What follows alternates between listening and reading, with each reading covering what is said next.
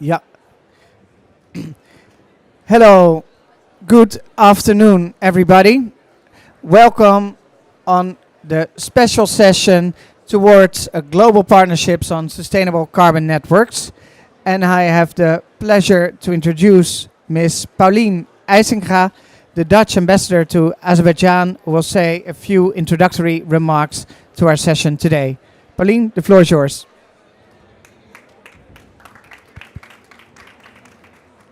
Thank you so much, and good afternoon.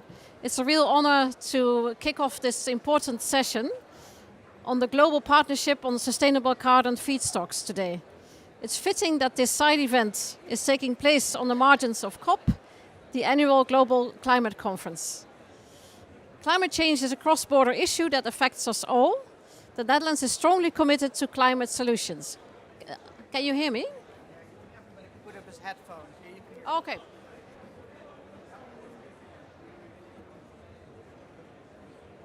Sorry, I'm a good test case, apparently. If you can't hear me, then please let me know. We provide practical solutions to help turn climate commitments into robust action. We are helping to close the loop between climate ambition and climate action. Sustainable carbon feedstocks play an important role in transitioning away from fossil fuels by reducing emissions and to partner up towards a green future. I hope this panel discussion can foster cooperation between the parties available here. Together, we can turn challenges into opportunities, ensuring a sustainable future. Thank you.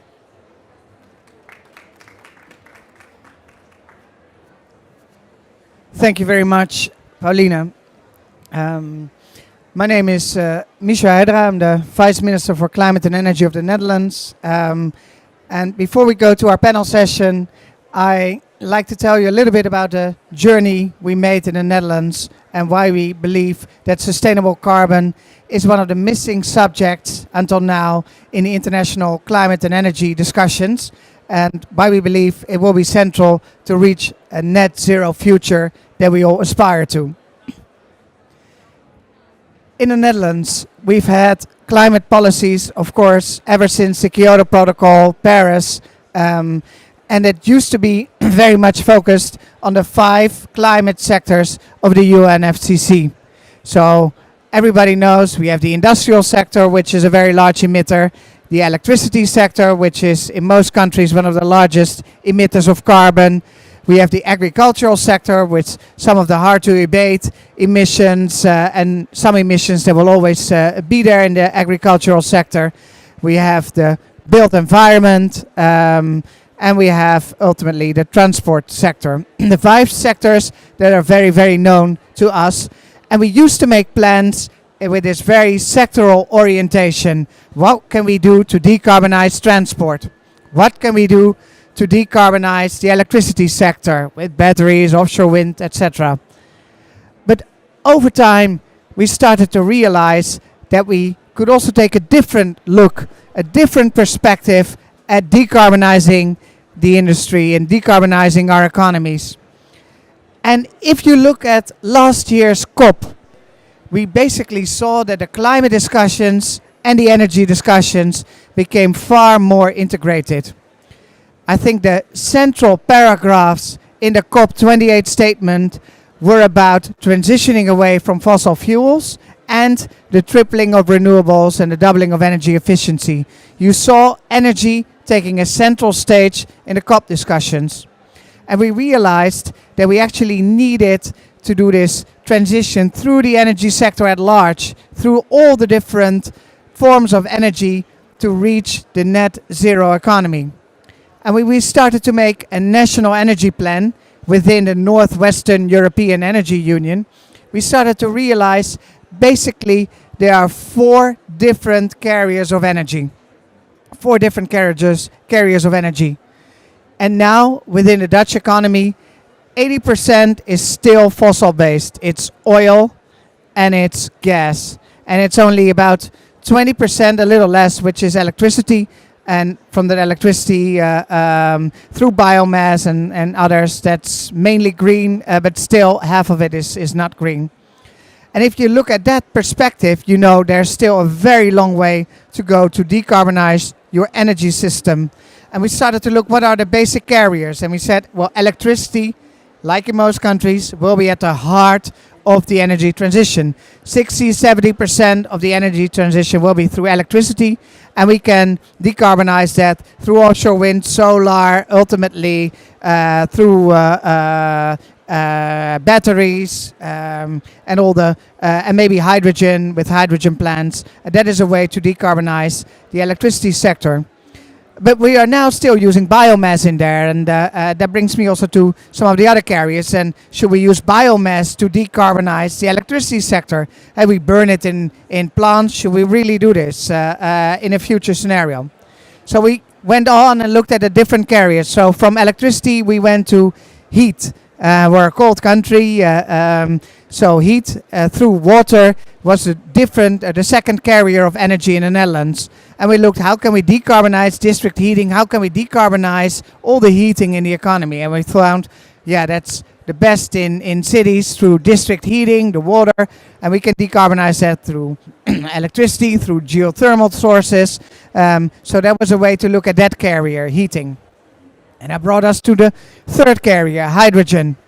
Green hydrogen, can replace most of the oil and gas-based solutions. So for the heavy industry, for some of the e-fuels, you will need indeed hydrogen in the system. And that can also do 10, maybe 20% of the energy.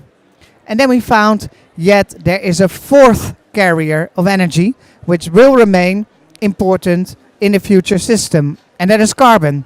Carbon is now 80% of the system, and we can't do that in a net zero system.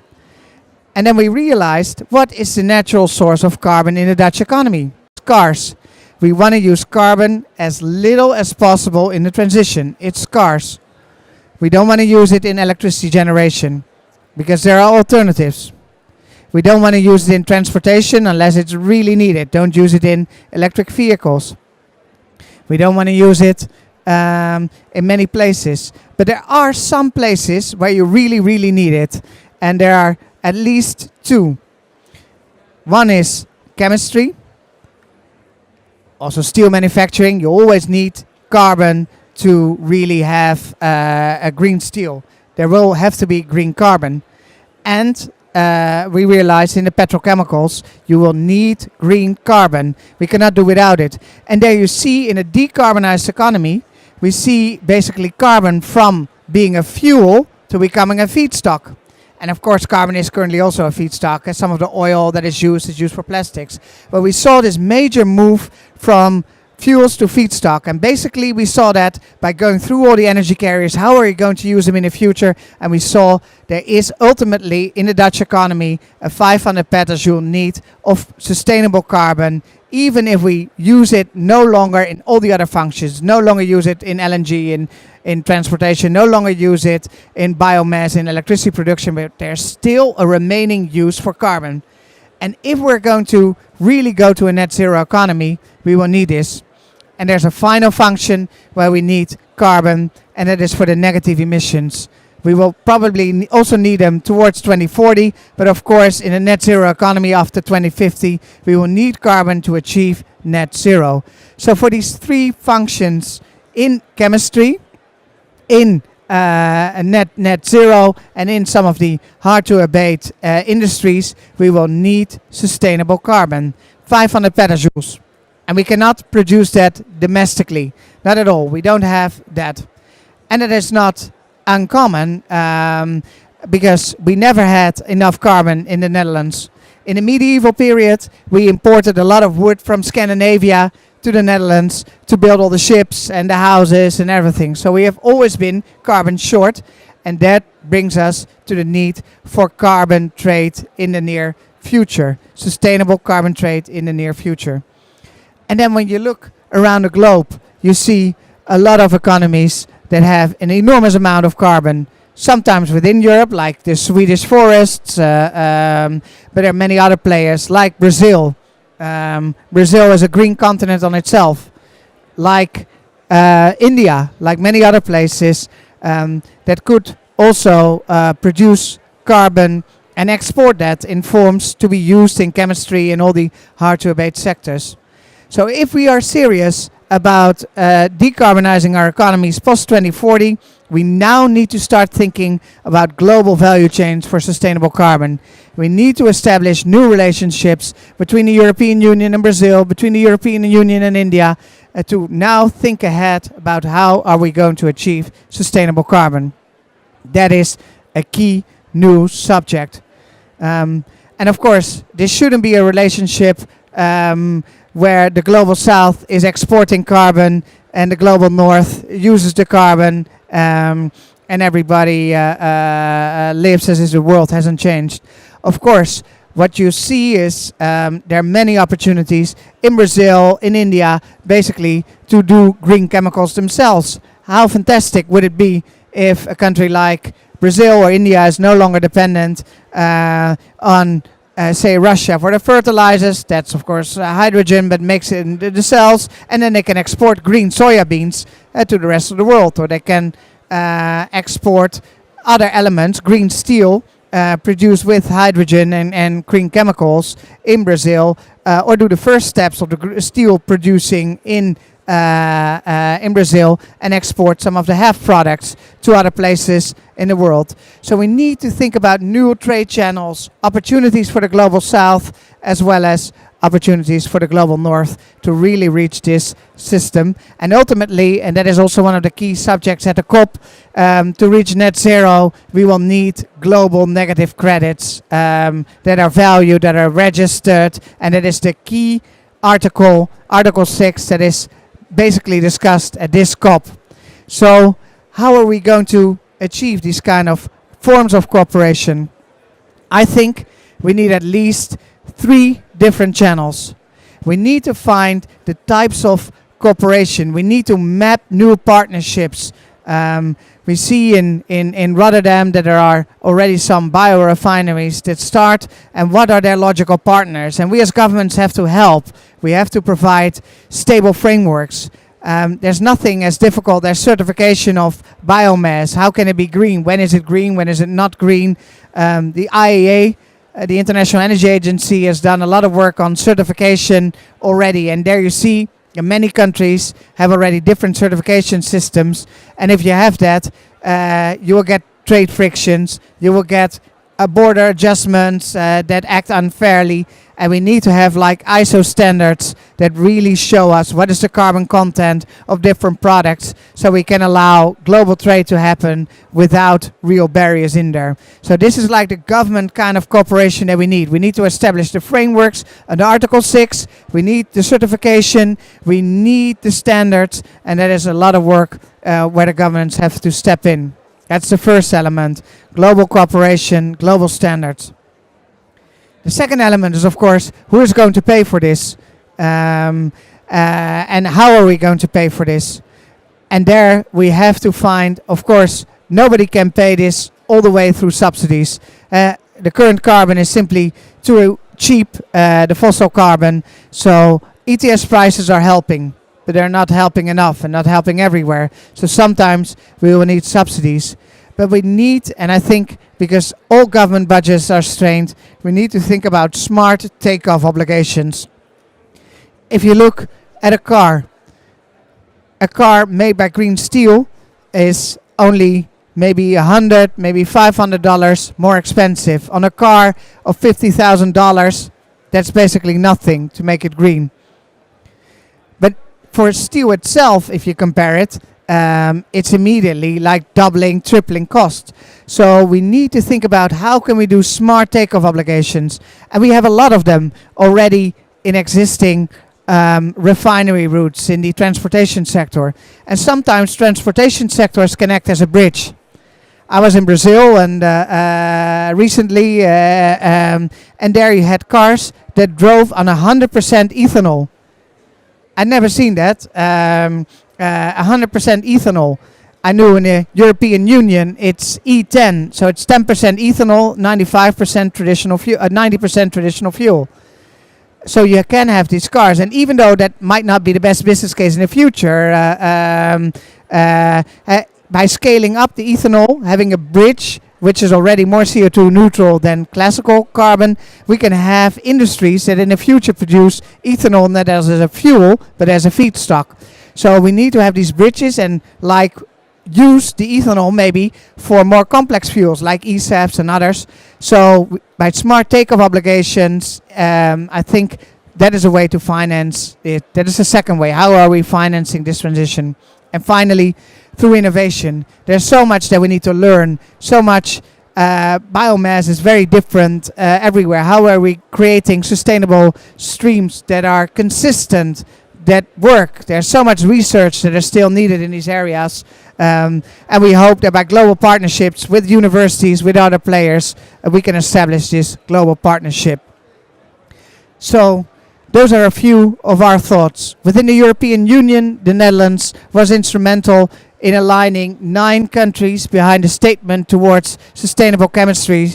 It's more than 50% of the European Union population that is, through their respective governance, behind that statement. So we challenge the upcoming European Commission to ensure that they will include this in the decarbonization strategies post-2040, and that the European Union will take the lead in finding other partners to achieve this global partnership.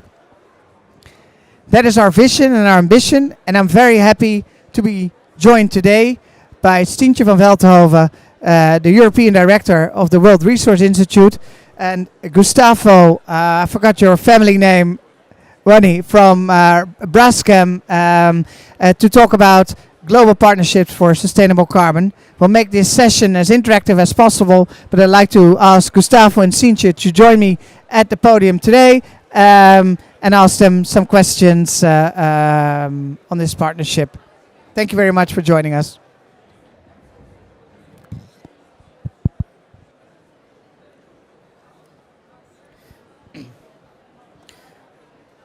So, Stientje, the World Resources Institute came out of the Club of Rome. As far as I know my history, correct me if I'm wrong. And the Club of Rome was one of the first institutions that warned us about shortages of fossil carbon. Unfortunately, it turned out there was more fossil carbon than we need, but the World Resource Institute is very instrumental also in thinking about the future of sustainable carbon. So what do you think is needed to achieve this global partnership for sustainable feedstock?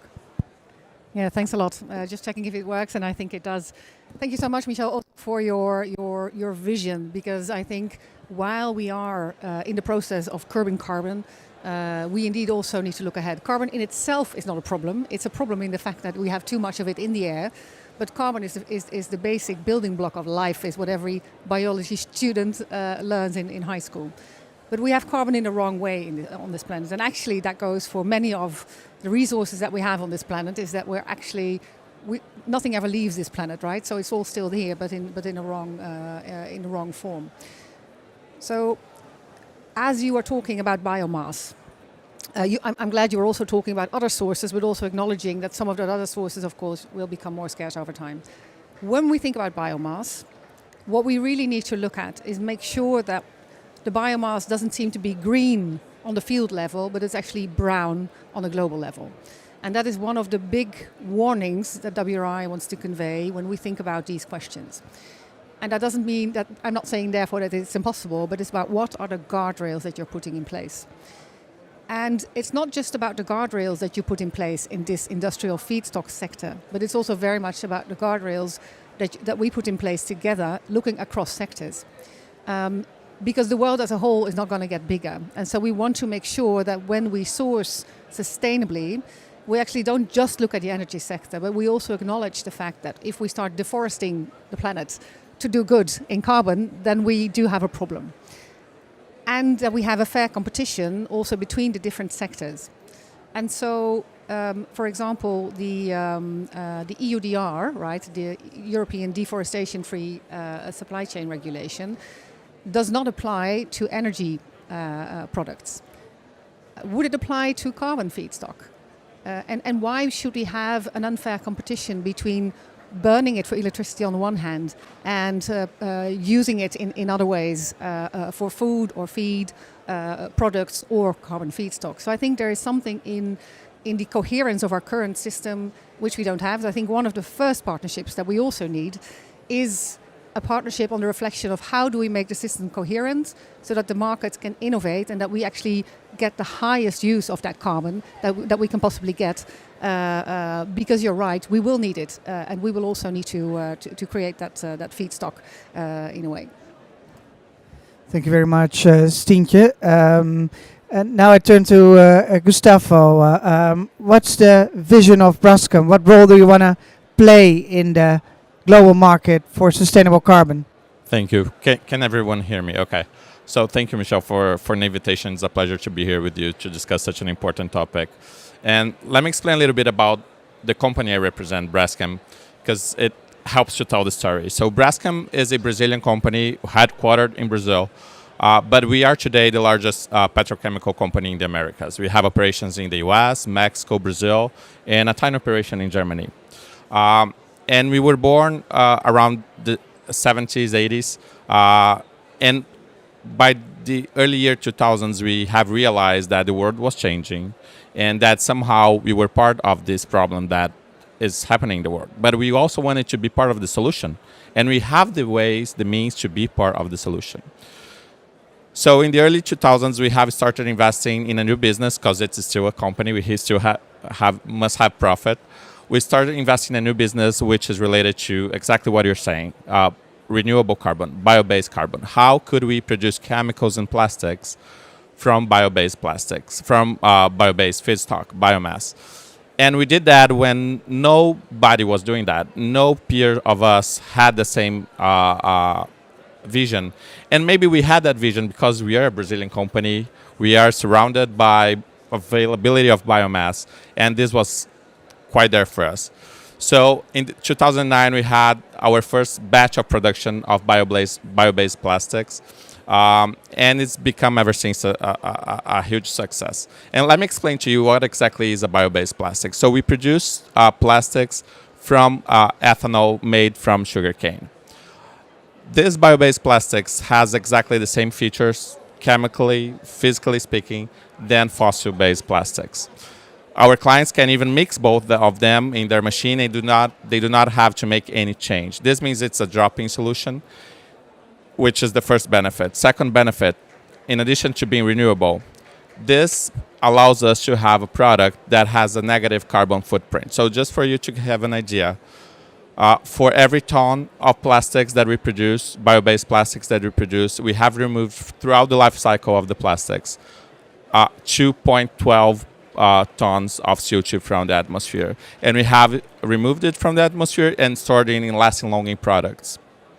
This is actually a huge contribution to the fight against climate change because we're removing carbon from the atmosphere and make sure that it will take a long time to go back. If we think that this plastic can later be recycled, this guarantees that the loop will be even longer. So that's a huge benefit. And now going back to your question, climate change is a global problem. And for a global problem to be tackled, we cannot think in silos. We cannot expect that, as you said in the beginning, that the solutions will be within our borders. We will have countries that will be better positioned to provide biomass, which is the case of Brazil, as you said. And we have countries that will have other positions and other responsibilities, which I think is mostly the case of the Netherlands, as you said. And Brazil, as a country that will be responsible for providing this biomass, must be very aware of its responsibility in making sure that this biomass is is obtained based on principles of sustainable development. We have to make sure that that biomass does not come from deforestation, that we are using degraded lands to produce that biomass, and that we are respecting human rights. And in Braskem, we are very clear on that. We are very comfortable when we say that we have a very good responsible sourcing program that controls every liter of ethanol that arrives in our plant. And we can say that we are guaranteeing a very sustainable feedstock. At the same time, countries that have a huge market, as the European market, I think they also have the responsibility of understanding that maybe the solution will not be totally within their borders. And thank you for the Netherlands, because I think you have already realized that. And you are on the right path, I think, to make that convincement towards the rest of Europe. And accepting that that solution could come from other parts of the world. So I think a global partnership will be key. Companies will be key. And that bilateral engagement between our countries is very, very important. Thank you very much, Gustavo, also for the examples by Braskem, what you're already doing. And Sintje, you were mentioning some of the rules, how to use biomass, not turn something green into a brown product. I know that European rules on the RED, the Renewable Energy Directive, on the classification of biomaterials and biomass are sometimes also used in exports already. In Brazil, you see an effect on the different standards already also outside of Europe. So is it just a matter of standards you were referring to some, or are and norm setting, or are other measures needed in Europe to encourage the take-up of sustainable carbon? Yeah, thank you very much, and also thank you for all of the explanations, and also making the link to the fact that these are negative emissions for as long as they are stored in the product, and that therefore the combination with a circular economy is actually key to make sure that the carbon that was once stored in the plant then actually continues to be stored. Because if you burn that plastic, then you actually emit the carbon again. And so, and also for underlining the need to source from non-deforested areas, because carbon in the tree is also stored, right? And we can't count storing twice. So we have to be really careful. And thanks for mentioning that. So what I'm seeing, actually, I hinted at that in my first answer, is that the European framework is actually inconsistent across the sectors. And there is a limited amount of biomass available in the world, because we also need to feed 10 billion people. And WRI has done some calculations, and it actually shows that we're currently already 600 million hectares short of land with the current growth population and with, let's say, the current diets and then the uptake in all those countries. So we have a land squeeze. And then we are acknowledging that we need to get out of fossil fuel, so the demands on biomass are actually increasing. And we should be putting that biomass that is sustainably available in that application that has the highest added value, where there's the least alternatives, right? Like you mentioned very clearly, we should not be burning it for electricity. That's a complete waste of that biomass, even of waste biomass, I would say. And even in biofuels, WRI has calculated that to drive a car, the ratio of the number of hectares which you need to drive that car is 1 to 300 if you compare 1 hectare of solar panels versus 300 hectares of, let's say, biofuel producing material in Europe, right? In Brazil, that's a bit different, but that's what it's like in Europe. So we have to look at where do we have the highest value. And I think what needs to happen in Europe is to increase the consistency over the different sectors for actually the use of this very valuable resource.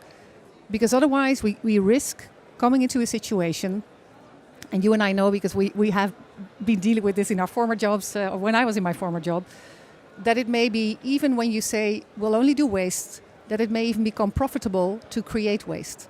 And in the biofuel sector, right, if we think about used cooking oils, if you dip one fry in a ton of palm oil, is it then used oil, right? So by avoiding unnecessary use of biomass, we decrease fraudulent pressures on this very valuable resource, and we should indeed set the frameworks across all the uses to avoid deforestation, right, and to ensure that we make the best use for our society of this super valuable resource.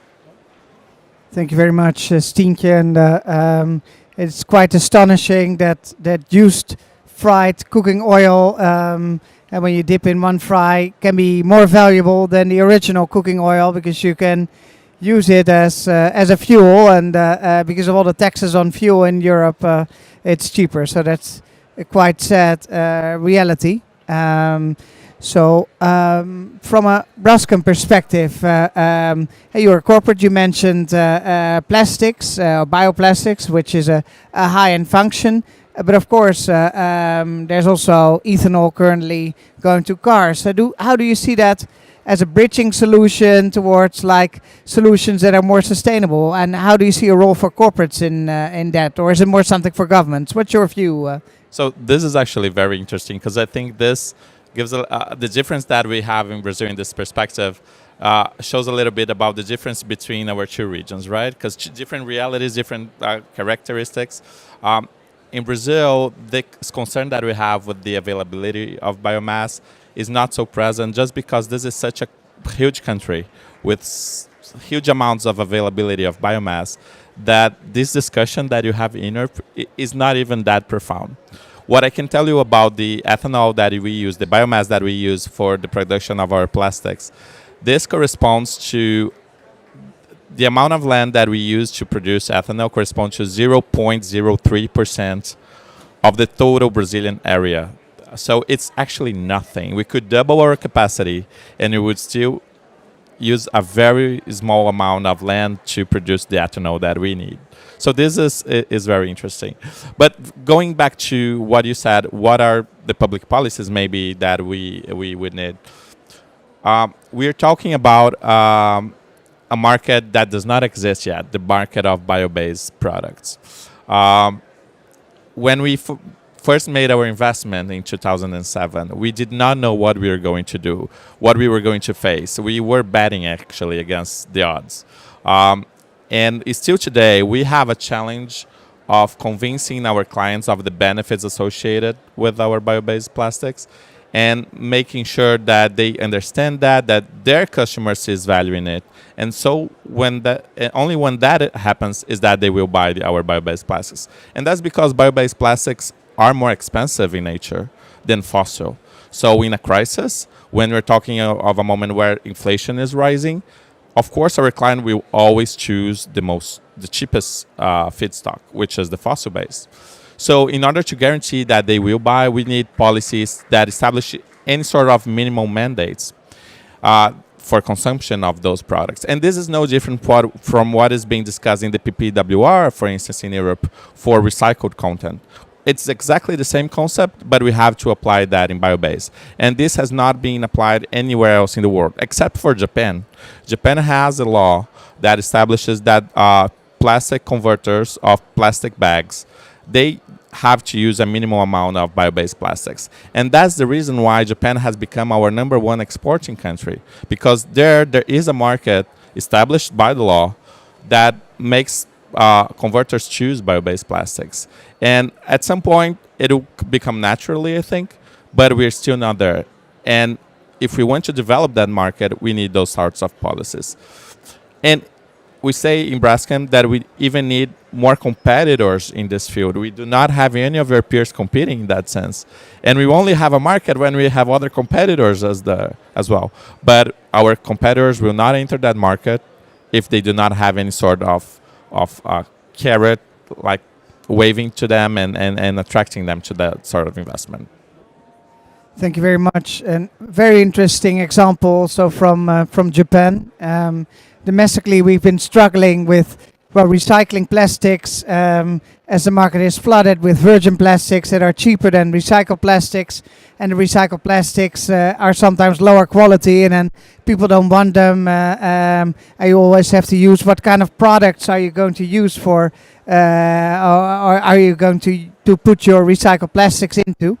So we also feel that the quality of bioplastics or new materials has to improve to become a real competitor. You mentioned some examples where bioplastics could not be distinguished from ordinary or classic carbon plastics, but it's I think there's still a lot of innovation needed, and so Sintje, you follow this also from a very scientific perspective and see what is needed here. How can we stimulate innovation in this market? What is needed to really get the highest value out of the carbon that we have? Yeah, no, that's an excellent question. I think indeed it all depends on the goals that we set and the most. Let's say the most important, the most compelling goals are those, of course, that governments set and where they put some form of incentive behind, be that legislative, tax credit, or incentive. Of course, as a government, you have multiple instruments that you can use, or even indeed just providing regulation on what a product should look like or the certain characteristics that it has. If you'll allow me one last comment on the global market of biomass. The calculations that WRI did not apply just to Europe. This really is about basically the global situation, and it also means that trade, right, and trade regulations are absolutely vital also for the creation of markets. And the effect that Europe can have through what we call the Brussels effect, right, of allowing products on our market, can have a major impact. We're seeing this with EUDR at the moment for those product categories that fall under EUDR. And even though the negotiations seem to be continuing to this present day, that is a very important piece of legislation. CBAM, in that sense, also one of those impacting the rest of the world. If we think about innovation, there's a lot also that governments can do. But I think setting a very clear strategic orientation for industry is actually one of the most important things. If you can get strategic orientation and stability, it will also enable the private sector to invest. And when you think about innovation in biomass, there's also, when you think about these feedstocks, there's also, of course, there's ways in which to use biomass, torrefication, many. But there's also non-biomass innovation that we need, right? Because biomass is so scarce and it's going to be needed for a lot, right? So biomass-rich countries like Brazil, they have a golden future ahead, I would say, because it's going to be needed for a lot of things. So how can we also make the link with direct air capture? What are other negative emission technologies that we see developing that this kind of long-term orientation on how not to just get to net zero, but to also go to negative emissions? And what are then the regulatory frameworks supporting, let's say, investments in that, how that could help? Of course, subsidies, de-risking, all kind of the financial instruments that we talk about here at this COP as well will be key in actually driving that change through industry. Thank you, Stientje. And indeed, also good that you mentioned other types of innovations outside of biomass to reduce the use of biomass in sectors where they're not necessarily needed. Gustavo, maybe also the question for you on innovations, and after that we turn to the audience to see if they have questions also to our panelists. So do you see a role for Braskem in negative emissions, and what kind of innovations or innovation policies could government set to help you grow in these businesses?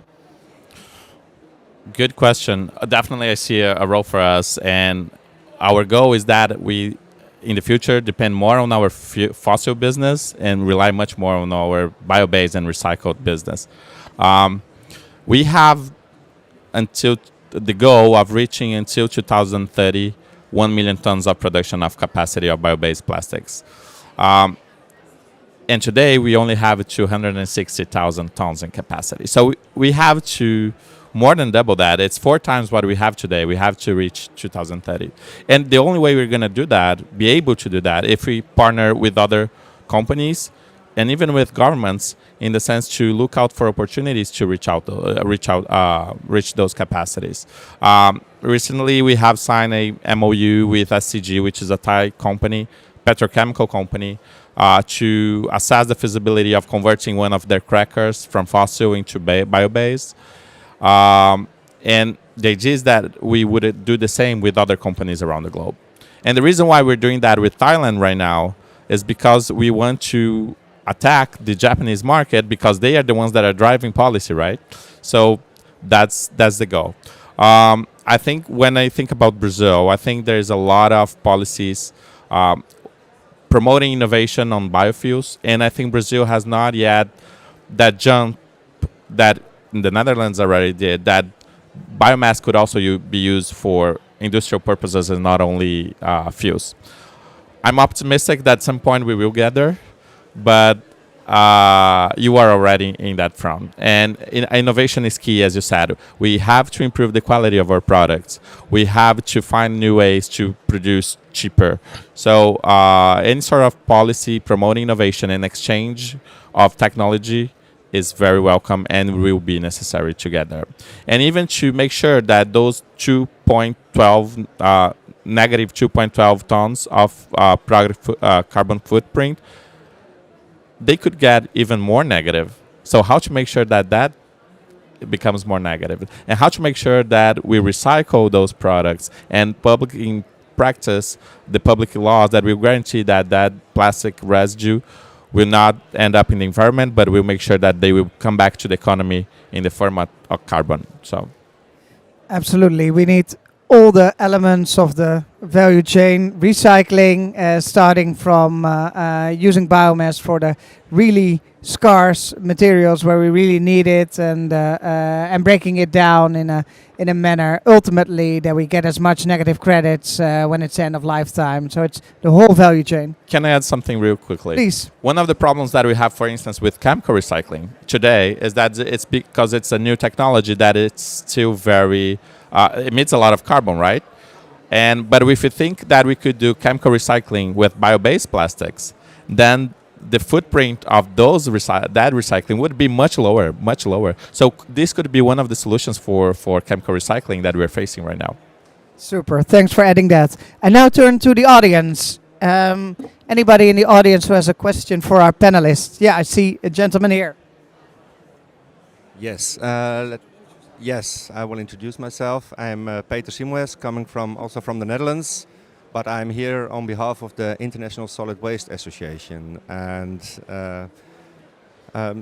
just asking also the question to Stientje. What we see, of course, in looking at waste and the arisings of waste worldwide, you see that there is a lot of carbon already available at this moment. And if we look at the future projections, it's even getting worse because a lot of this waste is unmanaged organic waste, but also the plastics that are there. And I would like to hear the vision of the World Resource Institute, or how do you look at the existing waste? Also, in what we hear a lot, the topic here at COP is the global methane pledge. Because a lot of organic waste is now turned into methane, and now you know probably all the effects of that. Yeah, tackling methane is absolutely critical because if we start tackling all of what we call the super pollutants, right? It's not just methane, but there's a number of that would actually. That's the other half of the emissions. Basically, we talk a lot about CO2, but the other half of the emissions is basically. The super pollutants, amongst which methane is the biggest source. So critical that we tackle that, and the sooner we tackle that, the more we keep 1.5 within reach. So absolutely vital. And then indeed the question is, when we're looking for sources of carbon, right? What is the highest use of all of the sources of carbon that we have available? And of course, if we go to 100% circular economy, right, at some point certain sources will phase out. But we can also be very realistic, and we're not there yet. Certainly not globally and worldwide. And so, like I said, carbon is a basic element. It's all over the world, right? Where can we find those sources that actually enable us to regenerate other sources of carbon and use them for as high a value as possible? So I think this element of cascading, right, having the making sure that we have the highest use first, and also looking beyond the obvious sources of, for example, biomass, to other sources that could also be available, because the overall demand on biomass is going to be vast, right? Yeah. So let's make sure we use it as efficiently as possible and take it from those sources that have the least other alternative appliances. Thank you very much. Other questions from the audience?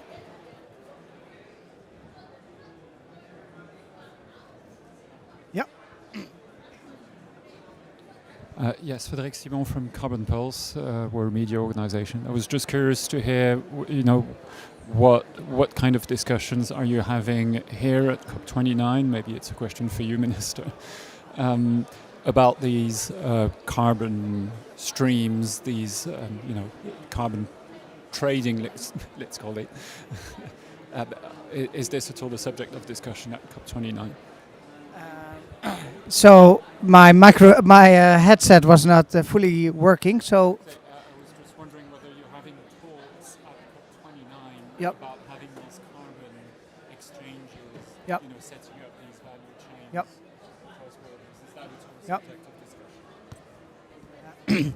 So very good question, because we believe firmly that we need this kind of discussions on the value of carbon and carbon trade at COP. Otherwise, we'll never reach net zero, and this is like the post-2040, post-2035 direction that we need to go for the hard-to-abate sectors. What you see is we're here with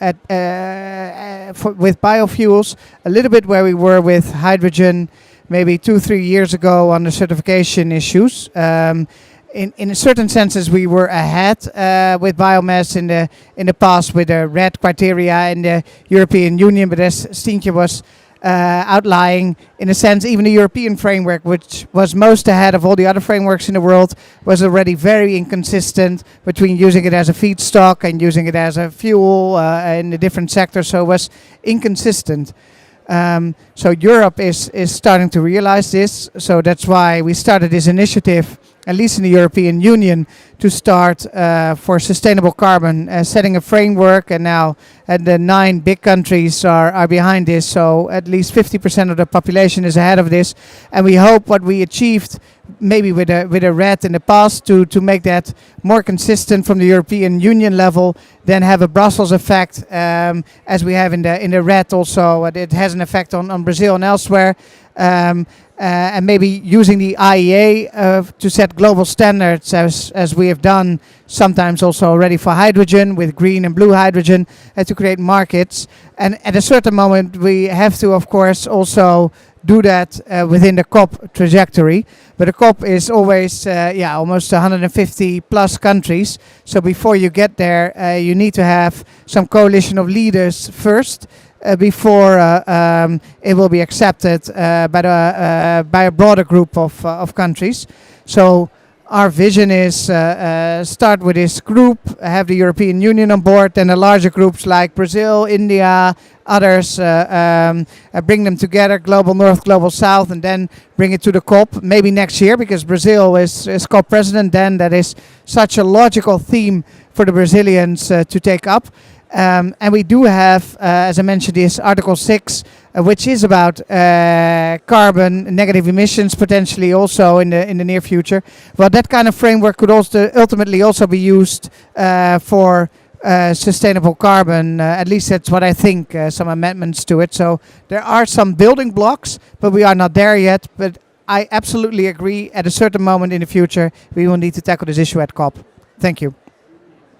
Maybe one or two final questions for our panelists.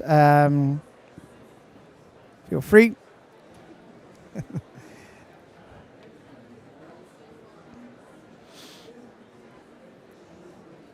And if there are no further questions, we are, of course, we can also conclude this session. I see a gentleman there. I'm very happy. Please share your thoughts and questions. Yeah, thank you very much. My name is Kjell Kuhn. I'm with Lingo. Can you hear me? Yes? Okay. Kjell Kuhn with Lingo, the Leave It in the Ground initiative.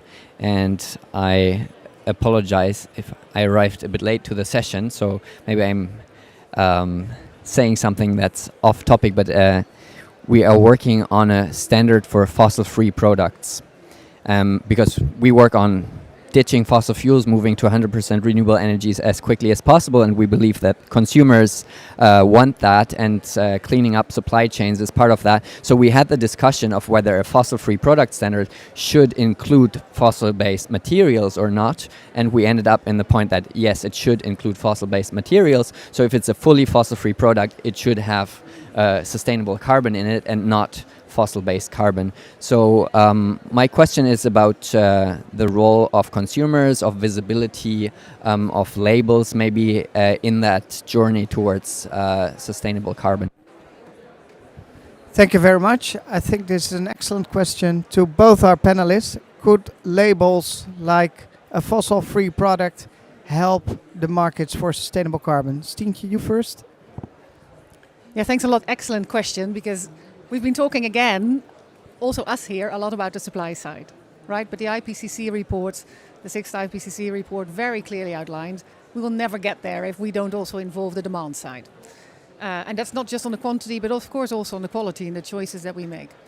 And at the same time, when we talk about the demand side, that doesn't mean that we have to load everything on the shoulders of the individual choices of the individual consumers, because they already do face a lot of choices, and that constantly asks them to be very conscious and to make the right choice, whereas they also face a lot of other problems and have a lot of things on their mind. So yes, I think all of the education that also labels do, it all helps to create awareness, right? And to stimulate that demand side. But there's also, let's say, nudging of consumers that we can do by just making sure that in the product regulation there is a certain amount of, for example, recycled plastics, like we did with plastic bottles. Why couldn't we do it for a car, a toaster, or anything else, right? So I think there is absolutely a role for awareness raising through labels, through other ways, but we shouldn't just depend on the individual choices of the individual consumer, because that is creating a burden that doesn't leverage all the effect that we need. And I think, Michael van May, I think we really need cascading, we need circular economy, and we need consistency. And if we do all that, we also facilitate, basically, consumers making a sound and solid and good choice. Thanks. Thank you, Stientje. Gustavo, Braskem is mainly a wholesale company, but from the retail perspective, can it help? Oh yeah, definitely. And I totally agree with what you said. I just want to add something. We have to take in mind the different realities that different regions might have in that sense. Because, for instance, in Brazil, the difference in price between a fossil product and a bio-based or a recycled product, this could make a huge impact on the pocket of the consumer. So, for instance, this is something that we have discussed inside the company one time. Once I went to a supermarket in Brazil and I was looking for waste bags, simple waste bags, nothing complex or complicated. And the fossil-based waste bag was around €2 or something like that, the packet with a lot of them. The same packet, but made from ethanol from sugarcane, it costs around €20. So it's 10 times more. And in Brazil, that is a country that has so much inequality, and we have such large of amount of people that live with very on the margin of poverty. They would never be able to buy that more expensive product. So this is something that we have to take into consideration, and that's why public policies are so important. Because if you establish that all products must reach a minimum, then you would take that key aspect of decision from the consumer and put it in the brand owner, right? So I agree. I think label is important, but I think there's a limit to how efficient it would be. Thank you, Gustavo. And that brings us also to some of the earlier discussions that we had on takeoff obligations and how can we design them in a smart manner. Expensive products like cars, let's force them to do takeoff of sustainable carbon in the beginning and then move it to cheaper products so that it's a smaller percentage of the total price. Let's hope we can do something like that in Europe. With that, we come to the conclusion of our panel. I want a big round of applause for our panelists.